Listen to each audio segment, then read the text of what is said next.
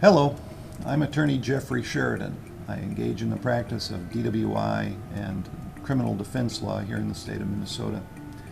So much of what goes on in Minnesota's DWI law happens in the shadows and is really specifically designed to trick people into forfeiting important rights they have. So I've decided to do a series of sort of short video clips that I've entitled Minnesota's Dirty Little DWI Secrets. I hope you find these videos helpful and informative. The topic of today's video is called Move It or Lose It.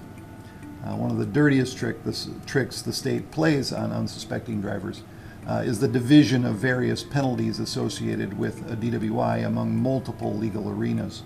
Most people assume, well, geez, this is a DWI case, so of course I fight this in a criminal jury trial. And that's exactly what the state hopes you're going to think. What they don't tell you is that that is really only half the story.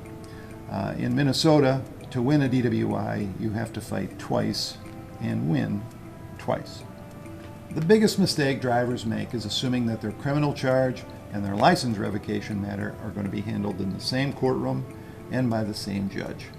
But in Minnesota, the Mad Mothers have convinced the legislature to move the driver's license consequence out of the criminal courtroom and into a purely administrative process.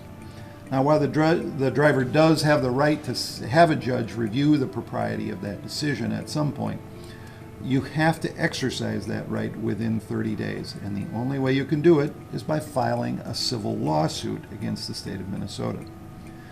So initially, the cop decides whether to take your license, and the cop decides whether to put it on your driving record. And the only way you can stop that is by suing the state. Now, many folks say, well, that doesn't matter to me. I just want to keep the DWI off my driving record. Well, guess what? In Minnesota, the license revocation and the conviction count exactly the same. That's the secret.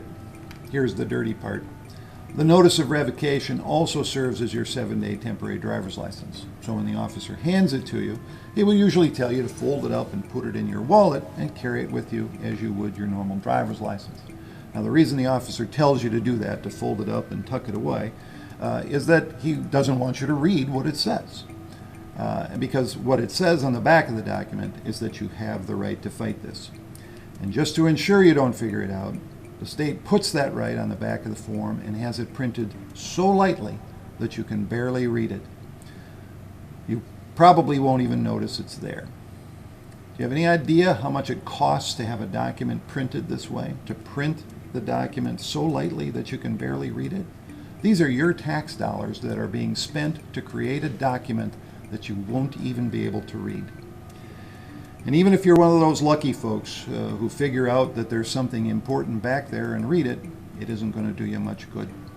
Here's why. The form actually says, you have the right to petition for judicial review. Petitions must be filed in writing as outlined in Minnesota Statute Section 169A.53, Subdivision 2 in the county in which the incident occurred and within 30 days from receiving the notice and order of revocation.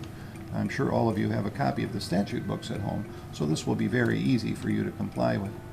If you do not file a petition for review of the revocation order exactly as described in Minnesota statute, you lose the right to a judicial review of the implied consent revocation.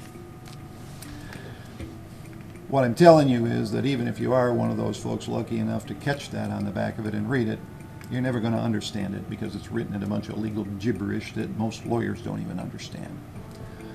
Why not just say, if you don't want the officer to be the one to decide if this is what's written onto your driving record, you have to sue us in court. Seems fairly simple concept, right? So why go to all the trouble with all that legal gibberish? But it gets even dirtier. Generally, the arresting officer sets the date for your first court appearance. These are almost always set outside the 30 days that you have to sue to get your license back. Now, why do you suppose that is? Do you think they aren't having court between the day you got arrested and 30 plus days later? Of course they are.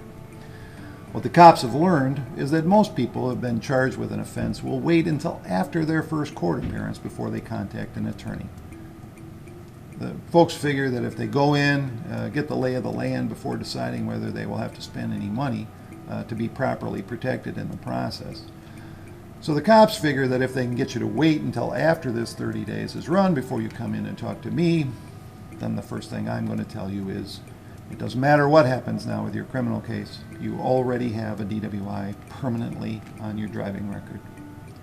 Don't fall for this trap. If you've been stopped for a DWI and had your license revoked, the fuse is already burning. Probably the most important right you have in the whole DWI process is slipping away. Do not wait. Contact my office at the number on your screen for a free in-person consultation with me.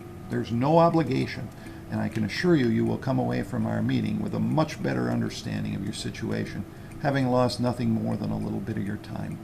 Call me now or visit our website at www.ssdpa.com.